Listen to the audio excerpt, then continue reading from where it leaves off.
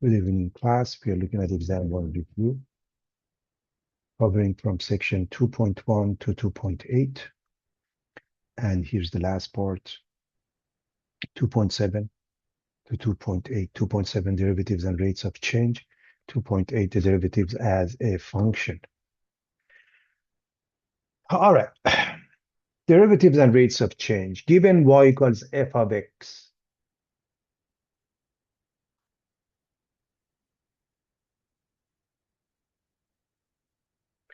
and point P with coordinates a comma f of a, the slope of a secant line PQ is the average rate of change of y with respect to x. In other words, we have two pairs.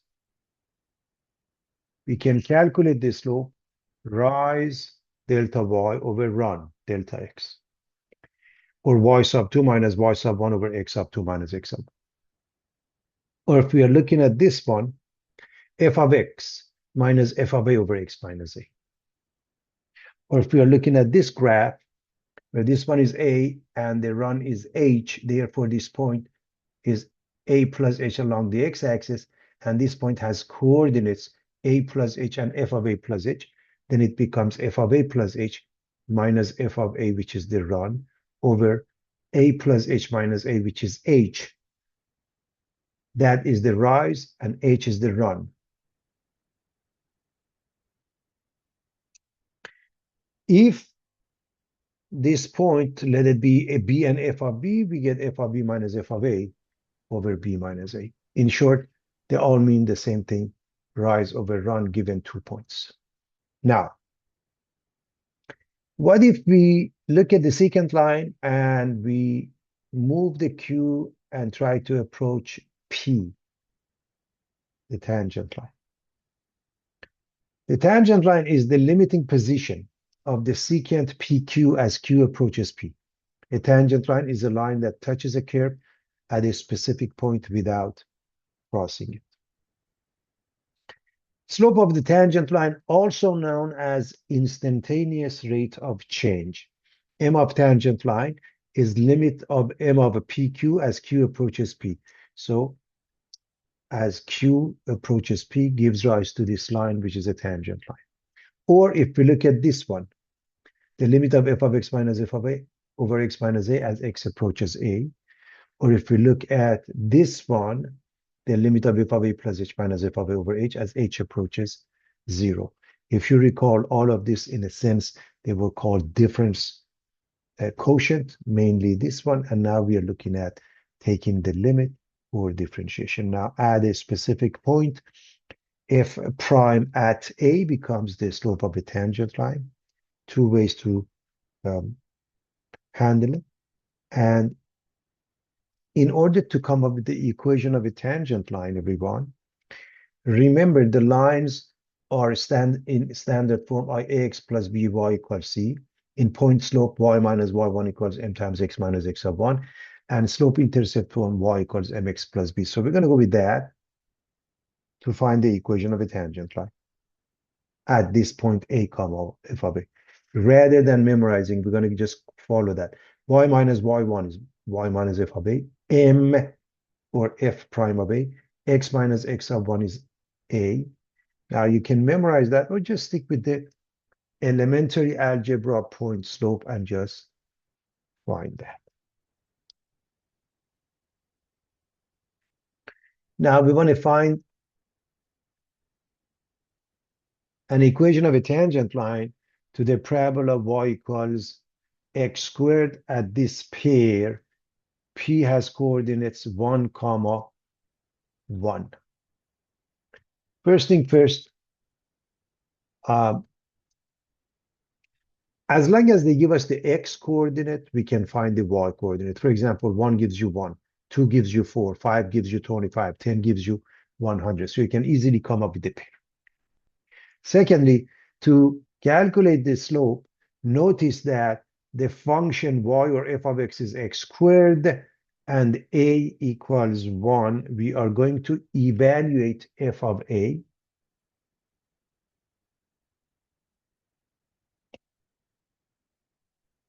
Using one of these formulas. In fact, for practice, I'm going to look at both of them. So If we start with the first one, the limit of f of x minus f of a over x minus a as x approaches a, and I'm going to replace the a with the x coordinate, that means 1. Now, the limit of f of x minus f of 1 over x minus 1 as x approaches 1, f of x is x squared, and f of 1 is 1. By the way, if you plug in, you will end up with 0 over 0. And the technique is to factor. Everybody remembers that a squared minus b squared is a minus b times a plus b. X squared minus 1 is x squared minus 1 squared. And therefore, it's x minus 1, x plus 1.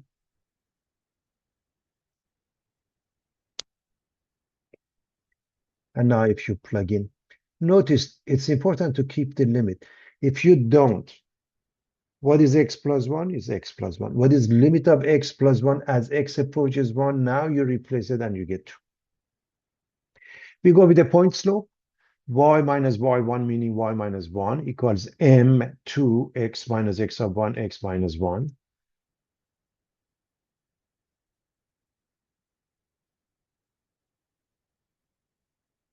And the final answer, always in slope-intercept format, y equals 2x minus 1. And we are done. However, for practice, let me look at this format. So m is the limit of f of a plus h. That means f of 1 plus h, minus f of a, which is f of 1, over h as h approaches 0. So what is f of 1 plus h? Is 1 plus h squared. Minus f of 1 is 1. So replace him. 1 plus h squared. A plus b squared is a squared plus 2ab plus b squared. So it makes it 1 plus 2h plus h squared. 1 and negative 1 cancel each other. Notice the numerator has a factor of h. We can drop the factor of h.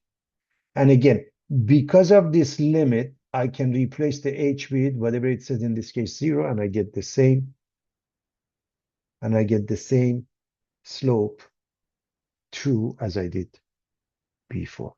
So again, this was for practice. That's why you don't have to do them both ways. But understand, we have to go with definition for this exam, because later on we have formulas for differentiation. Find an equation of a tangent line to the graph. The function is f of x equals square root of x, and the point has coordinates 16 and 4.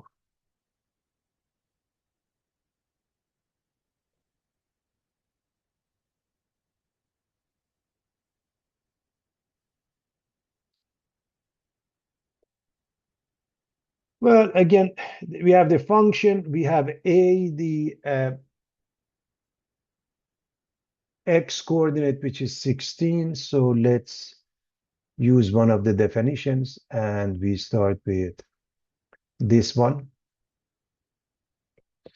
And so the limit of f of a plus h minus f of a over h as h approaches 0, we're going to replace the a with 16. So m, or f prime of 16, is the limit of f of 16 plus h minus f of 16 over h as h approaches 0. So what is f of 16 plus h? That means square root of 16 plus h. What is f of 16? You can say square root of 16 or 4. It doesn't matter, because this is a square root. I'm going to keep this as a square root. We all know it's 4. And by the way, plug in, you get 0 over 0, and you have to use your algebraic technique to take care of the limit. As you recall, because of the square root, you have to go with the conjugate. So what is the conjugate of this one? The same thing, put a plus sign. So you're going to multiply and divide. Bear in mind, this must be equal to 1. And now a minus b, the conjugate is a plus b, and their product is a squared minus b squared. That's the idea. Now, remember, when you are dealing with the limit and we get 0 over 0, it's the 0 in the denominator, as always. H is a problem. That's the one we want to get rid of.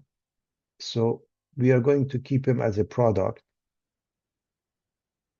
And we multiply these two, we get a squared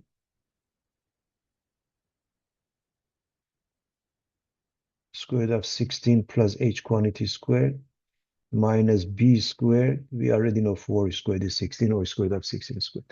And so we get this one. Obviously, they cancel each other. H and H cancel each other. And now if I replace the H with 0, I get square root of 16, which is 4 plus 4 is 8. 1 over 8. And y1 minus y1 equals n times x minus x of 1. So y minus 4 is 1/8 x minus 16, and we're going to distribute. We get 1 over 8 times x minus 2 and negative 4. Move it, make it positive 4, and we get y equals 1 over 8x plus 2. That's the slope intercept. We are done. However, for practice, I'm going to use this one as well, everybody. Just for practice to find this one. So M is f prime of 16. So replace the A with 16.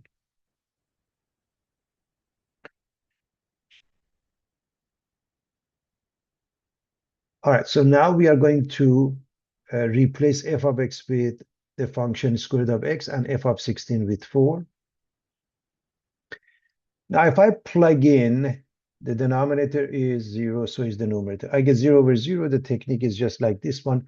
The conjugate of the numerator, a minus b is a plus b, square root of x plus 4. You put it at top and the bottom. Remember, this must be 1, and it is. So you multiply the top and you keep it as a product.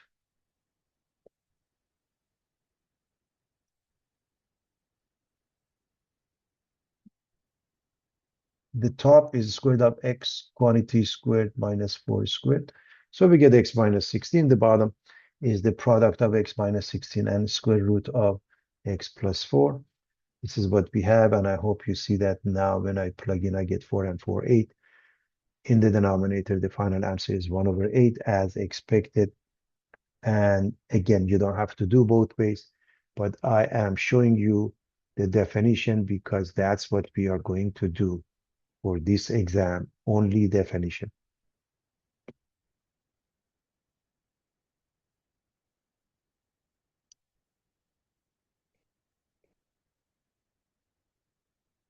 Find the derivative, aka instantaneous rate of change of f of x of the function f of x equals x squared minus 8x plus 9 at x equals 5. So just write the definition. F prime of 5 is the limit of f of 5 plus h minus f of 5 over h as h approaches 0. So we are looking at this piece.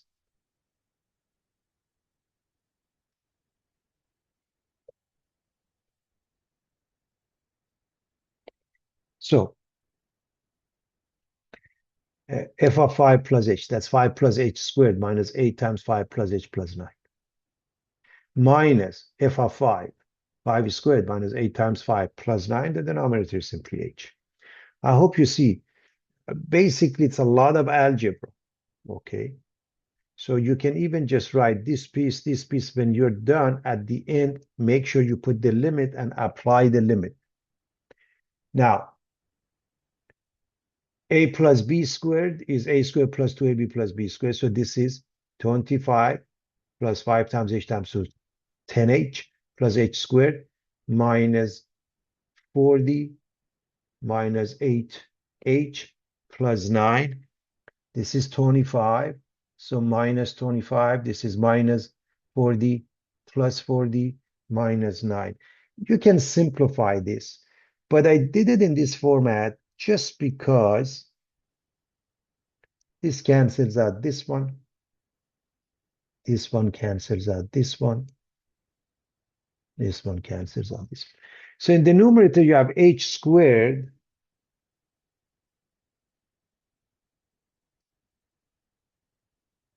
as well as these two, that they add up to 2h. So you can factor the h out.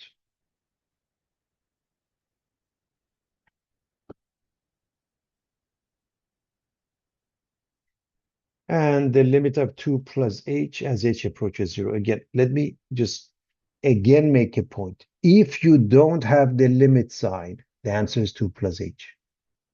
Because of the limit, we can replace the h with 0 and get 2. Okay?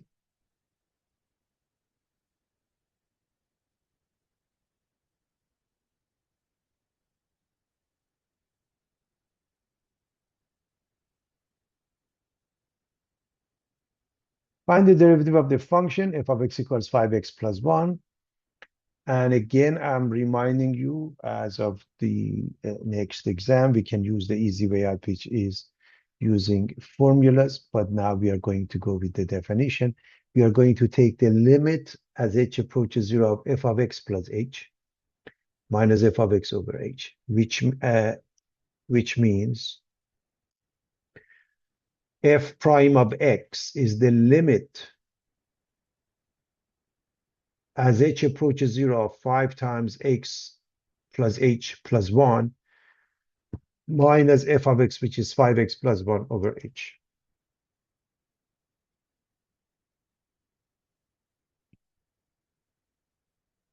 Distribute 5x plus 5h plus 1 minus 5x minus 1.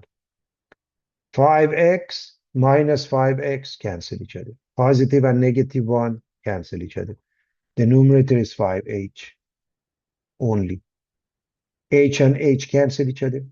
Now the limit of 5 as h approaches 0 is simply 5.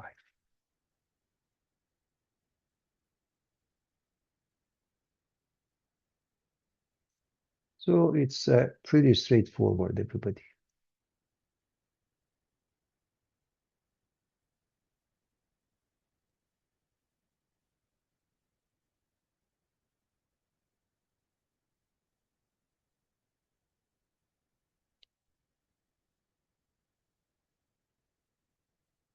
F of x is 2 over x.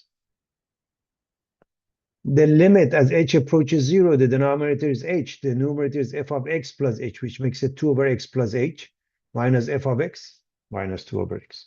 You're dealing with a complex fraction. By the way, if you plug in, you get 0 over 0.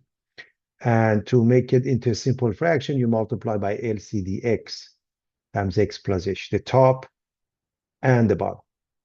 So first, the bottom, you don't do anything. You just keep it as a product. Remember, this is 0 over 0, and it's 0 in the denominator. That is a problem. So you never distribute. If you distribute this to x plus h goes away, you get 2x.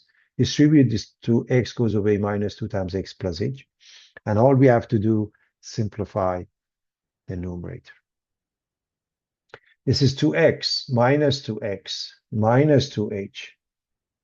2x and minus 2x cancel each other. So the numerator remains as negative 2h only.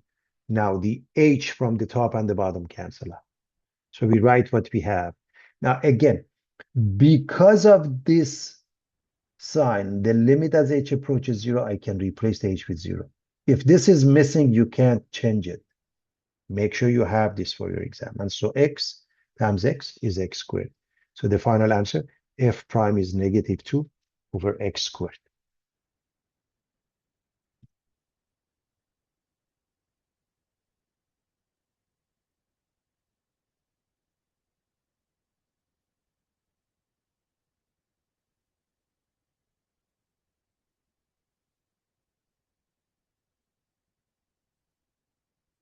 Find an equation of a tangent line to the graph of this function, f of x square root of 3x plus 1 at x equals z. Again, we can repeat what we have been doing, but instead, in this case, I'm going to find f prime of x in general rather than f prime of 8, and then plug in. So in other words, the differentiation formula. So having said that, we're going to find f prime of x with this definition. Limit as h approaches 0, fraction bar, the bottom is h. F of x plus h is the square root of 3 times the parenthesis x plus h plus 1 minus the same function.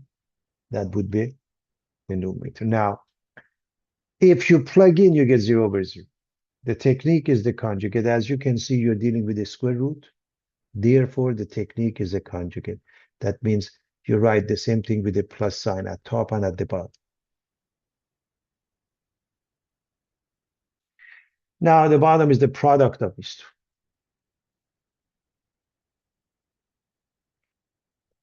The numerator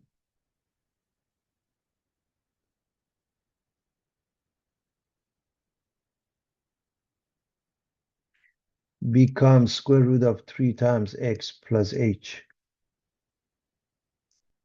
plus 1 quantity squared minus the square root of 3x plus 1 quantity squared. So each one comes out.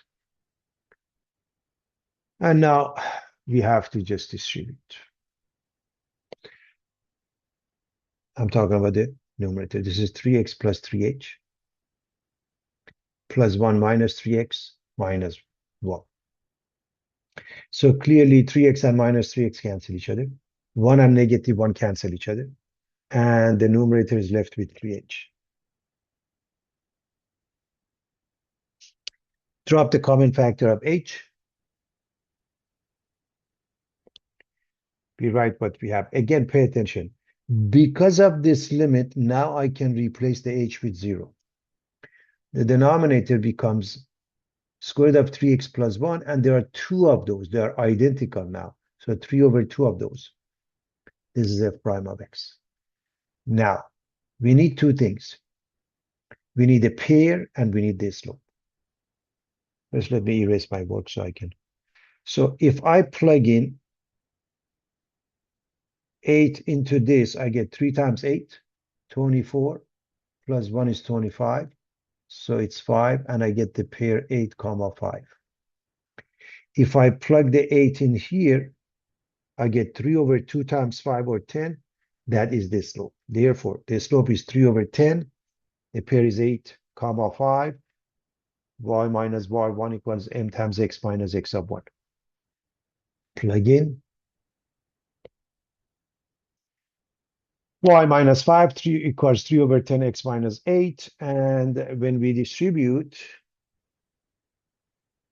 this becomes 3 over 10 times x. This becomes minus 24 over 10 or minus 12 over 5.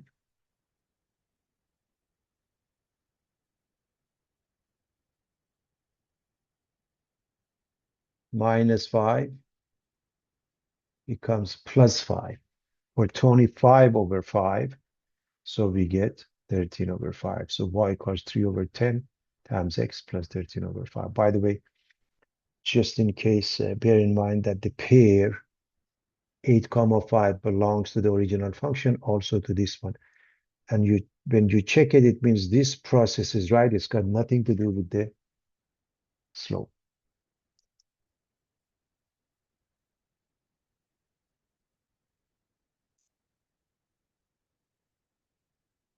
The graph of a function f is given. Use it to sketch the graph of its derivative f prime. Few things we want to discuss. Number 1, peaks and valleys. Local mean, local max, local mean. And if you draw a tangent line in each case, it's a horizontal tangent line, which means the slope is 0. Decreasing, increasing, decreasing, increasing. And so here's the information we should have. Relative max or mean, peaks and valleys, f prime is 0. F prime is positive, f is increasing, f prime is negative, f is decreasing. So as we draw this, first we go with the easy points, this point, and this point. They have a slope 0. So they correspond to x-intercepts of the graph of f prime. So same x coordinate here would be y coordinate of 0. So a corresponds to a prime. Same x coordinate. Same x coordinate, same x coordinate. Now what happens here, the function is decreasing, so is here. So let's start with here. Decreasing means what? If f is decreasing, that means f prime is negative. So if f prime is negative, and remember this is the x-axis, that means it's below the x-axis. So you draw it below. Here,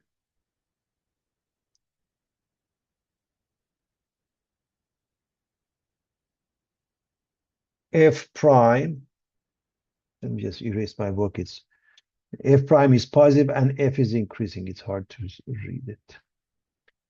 Uh, didn't help much. So f is increasing, f prime is positive. So it has to go up above the x-axis. Now, how far does it go? We may not know. But here's the case. If at A is B, at B, as at A is 0, we call it A prime. At B is 0, we call it B prime. So it goes up, but it has to come back down at some point. So it looks something similar to that.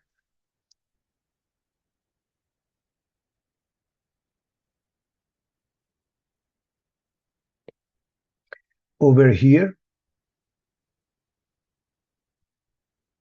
the function is decreasing, so f prime must be negative. So that means over here, between B and C, it goes down. How far does it go? We may not know, but at B is 0, at C is 0, so it has to come back up. And then it's all increasing here. F is increasing, f prime is positive, so it goes up. One thing I want to mention is about this point, and it looks like that, by the way. What they did here, they did their best to draw a tangent line. They picked up two pairs and they calculated the slope, and they say m is almost 3/2. So if the slope is 3/2 at this point, so P, which has a x coordinate 5, corresponds to y coordinate 3/2 or 1.5 for f prime. That illustrates what's going on here. Now let's look at a simple case. For example, right here, it's just a line. Bear in mind that any line, if you wanted, okay, and the graph of f is given, use it to sketch the graph of f prime. Any line you want to draw f prime, just calculate this slope. So how do we calculate this slope? Rise over run. Let's go with a pair, 0, 0, and this one is 1, 3. By the way, this one is 1, this one is 6. I hope you see that the scale along the x and y, they don't have to be the same. And so 3 minus 0, 1 over 0, that means this slope is 3. Any line, you calculate its slope, and y equals the slope, a horizontal line is the answer. So in this case, y equals 3. If the slope was 5, y equals 5. Negative 8, y equals negative 8, whatever it might be. Okay? That's the idea of it.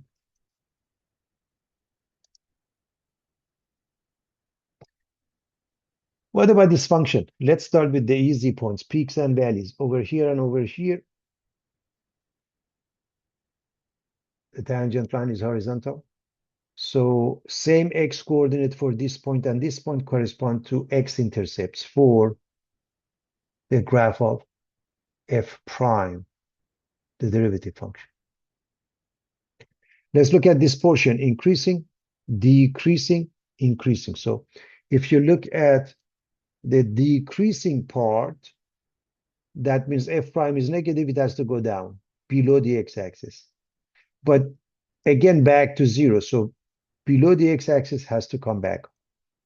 This is increasing. So is this one. Above the x-axis, above the x-axis. And it looks like that. Pretty straightforward. What about here? Again, let's start with peaks and valleys. This point corresponds to the x-intercept for f prime of x. This one is increasing. This one is decreasing. So if you look at the increasing portion, f prime is positive, so it's above the x-axis. Decreasing must be below, because f prime is negative, the x-axis, looking something like this. Again, remember, you're sketching the graph. A rough sketch is good enough.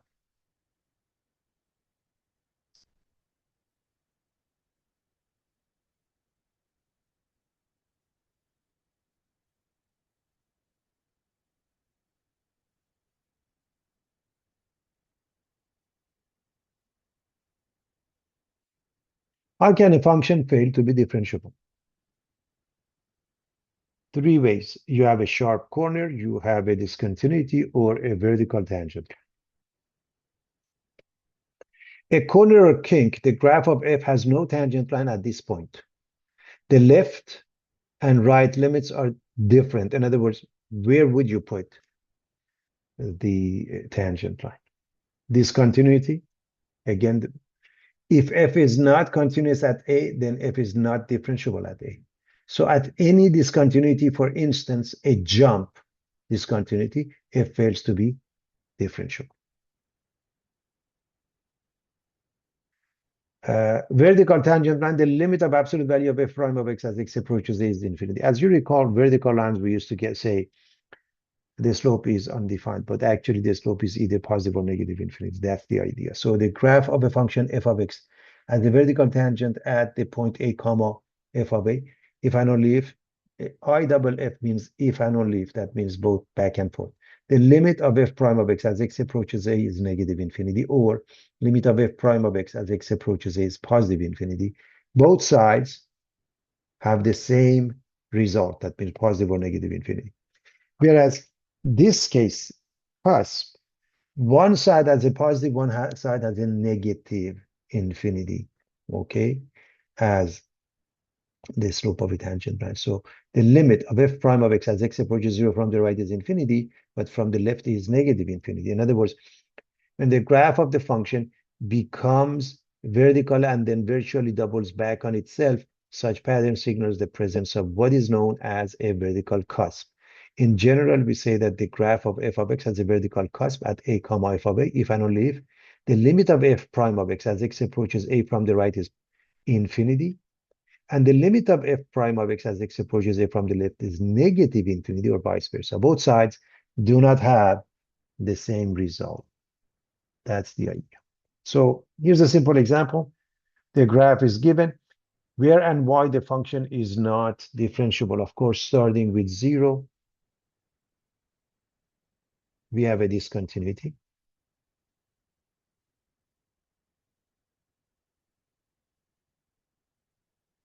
At 3, you can say it's a sharp corner, but it's really a vertical tangent line. And I'm going to explain to you the difference between the two in a moment.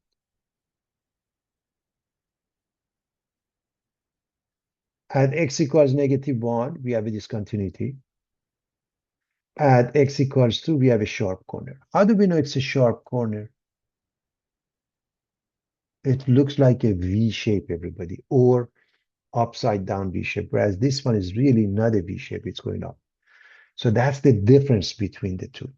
So clearly this is a V shape and it makes it a sharp corner.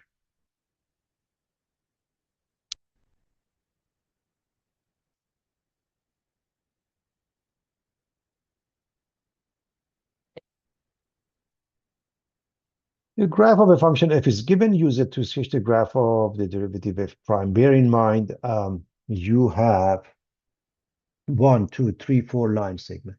So if you assume just this is a line, all you have to do, calculate the slope, and y equals the slope is the answer. So we do that for each piece. Number one, we have those pairs. And by the way, when the graph is given, you can easily read those pairs, okay? So we can calculate this slope for each line segment, rise over run.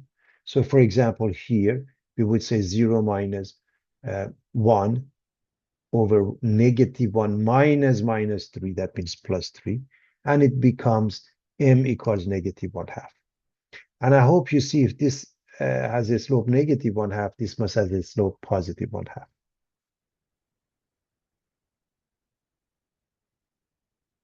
If you calculate this clearly, m becomes 1 and this becomes -1.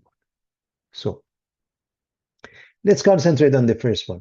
Simply y equals -1/2. If this was a line, then we would have a horizontal line y equals -1/2 as the answer, and it's done. But it's not a line, it's a line segment. It stops here, and in fact, this is a sharp corner, everybody. This is a sharp corner, this is a sharp corner. Every sharp corner corresponds to a hole because it's not differentiable. So from here to here, we end up with this piece. Now, y equals 1 for this one, y equals -1 for this one, y equals 1/2 equals for this one. If you look at this piece, covers from here to here, and you have a hole, both ends. This one covers from here to here. Again, you have holes. This one has a hole. So you have a hole at each end point. I hope it's clear to everybody.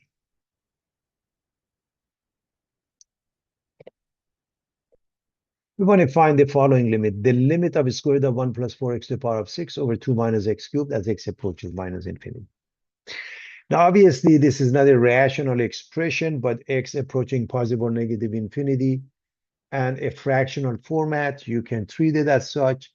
How do we handle it? Notice, this is one way to handle it. Inside the radical, I can take x to the power of 6 out. If I do that, this becomes 1 over x to the power of 6. This becomes 4. Now, I want to take this one out. How do I take it out? Recall, square root of x squared is absolute value of x equals x if x is larger than or equal to 0 minus x if x is less than 0. In other words, if this is approaching positive infinity, we have nothing to worry about, okay? But negative is a different story. Now, what happens with the negative? Either we have odd exponents such as x, x cubed, and so on. In case of the limit, as x approaches infinity for x larger than 0, square root of x squared is absolute value of x equals x. And as x approaches negative infinity for x less than 0, then square root of x squared is absolute value of x equals minus x. Please understand, minus x means the opposite of x, doesn't mean negative. In fact, when x is negative, this means positive, okay? So, square root of x to the power of 6 is the same as absolute value of x cubed. So we are going to take it out as absolute value of x cubed. However, we should recognize the square root of x to the power of 6 is x cubed if x is positive. It's negative x cubed if x is negative. Again, x is approaching negative infinity, so this must be negative. Remember, x to the odd power, okay, negative remains negative. That's why you take it out as negative x cubed. Now, the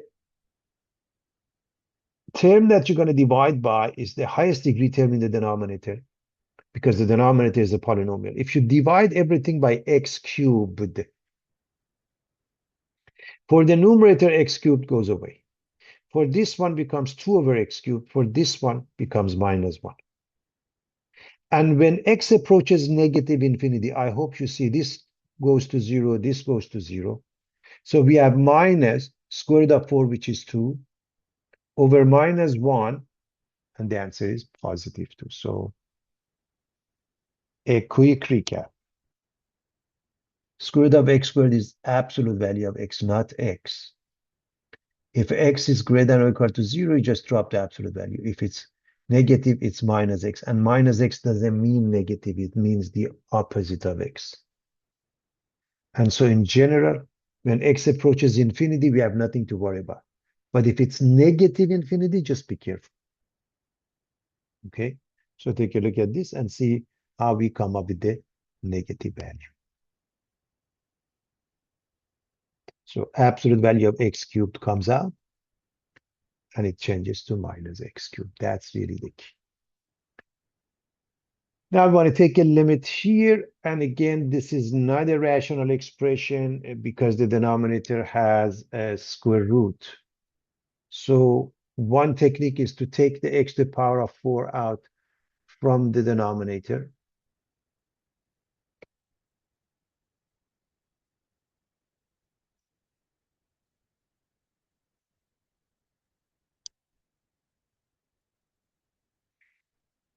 When you're looking at this case, you want to bring it out. You want to bring it out as an absolute value, and then you make a decision. First, you have to bring it out as an absolute value. Now, again, reminding you this was the case. Everybody knows what's happening.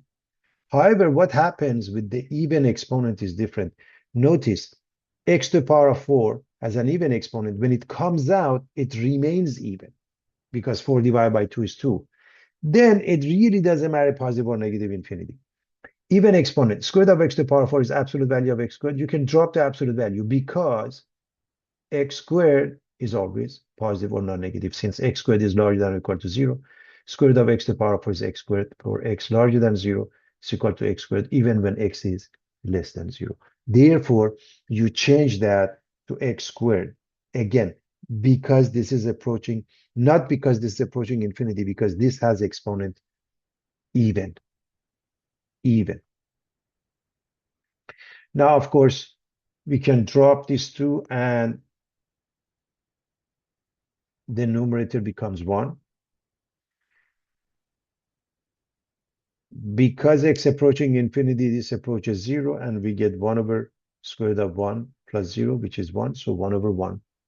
The final answer is 1. So it's pretty straightforward. I hope everybody is okay with that.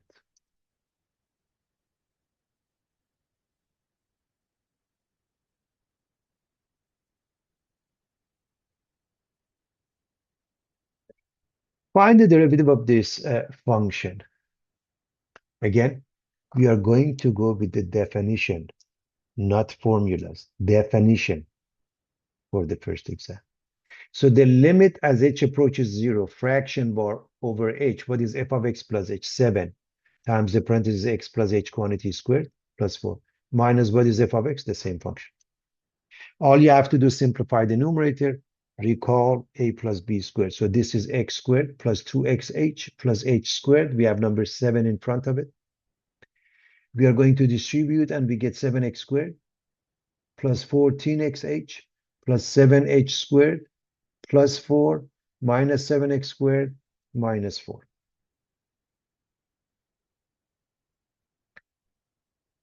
Seven x squared and minus 7x squared cancel each other. Positive and negative 4 cancel each other.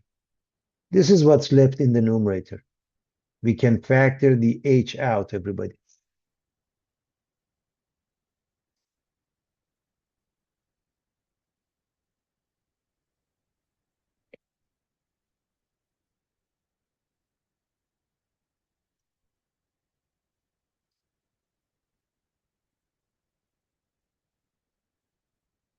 Drop the common factor of h.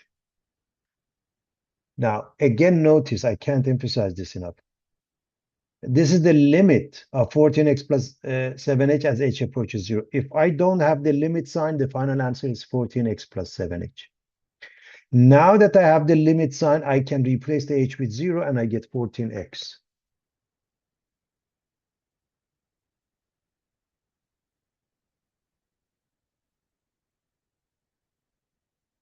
So pretty straightforward, everybody.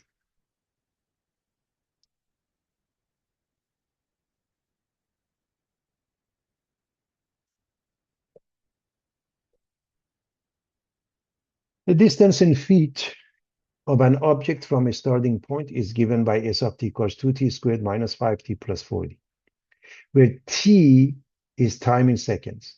What is the average velocity of the object from 2 to 4 seconds? The average velocity, as you recall, is total distance over total time. So it's elementary algebra. S of t sub 2 minus s of t sub 1 over t sub 2 minus t sub 1. In this case, s of 4 minus s of 2 over 4 minus 2. So the denominator is 4 minus 2, or simply 2. What is s of 4? 2 times 4 squared minus 5 times 4 plus 40 minus what is s of 2? 2 times 2 squared minus 5 times 2 plus 40. This is elementary algebra class.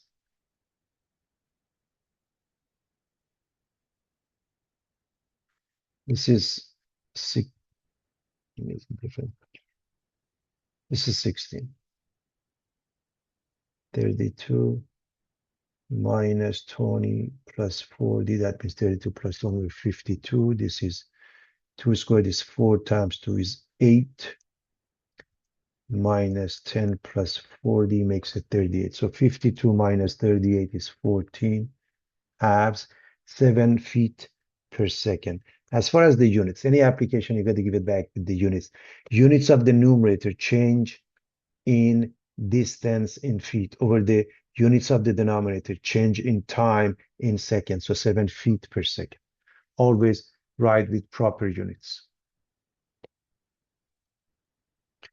What is the instantaneous velocity of the object at 4 seconds? We are going to use the formula, the limit of S of A plus H minus S of A over H as H approaches 0 is called the instantaneous velocity. And so replace the A with 4, everybody.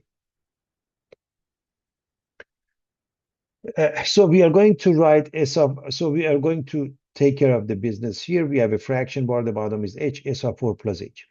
2 times 4 plus H squared minus 5 times 4 plus H plus 4D. Minus S of 4. S of 4 was calculated to be 52. We're not going to have to do it again.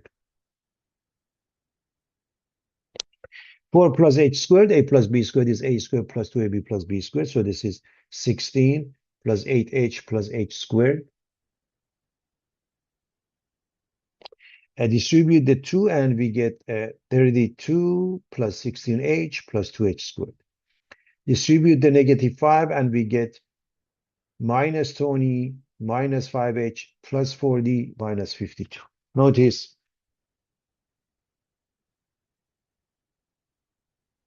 the numbers add up to 0. So the numerator has 2H squared left and these two pieces that they add up to 11H. Therefore, I can factor the H out. Drop the H. So it's the limit of 2H plus 11 as H approaches 0. Now I can replace the H with 0 and I get 11 feet per second. Again, I can't emphasize this enough. If the limit sign is missing, the answer is 2H plus 11. Because of the limit sign, I can replace the H with 0. The final answer is 11 feet per second.